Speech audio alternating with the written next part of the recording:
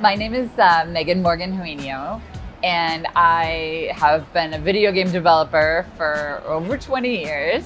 I've worked on almost all sides of the industry. I've worked on development teams inside of studios, on large and small projects, and I've worked on the publishing side, working with developers to help guide them bring products to life.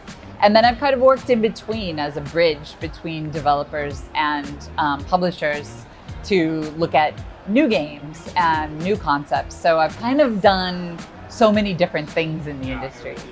I didn't really have that many strong female mentors or leaders that I could look up to along my path. And so I kind of had to figure it out for myself. And I had a lot of strong male mentors and great people that I worked with along the way, but not a lot of women that had modeled the path.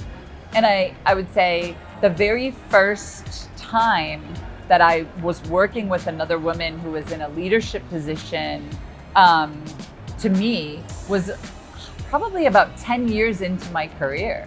So I had been 10 years where I was always the most senior woman at the table. And that can be intimidating, and it can be a little lonely, and it can be a little challenging, you know. And I had some great, like I said, great male coworkers that I've worked with along the way, but it's hard to be that one woman who's sitting there. In the US, according to the Entertainment Software Association's latest report of 2025, 47% of gamers identify as female. In Asia, according to the 2025 Nico Partners report, 40% of gamers identify as female. So that's not that big of a gap between the West and the East. It's very similar. And yet, you know, over 50% of those gamers in Asia who are female say that they're not satisfied with the content that is available to them in terms of the way that females are portrayed in the games that are available. And that they would like to see, you know, better character design or better avatar customization, better narrative, more inclusive narrative storylines in the games that they're playing. So I feel like there's this huge opportunity for us. One, bringing more women into the industry is better for all of us.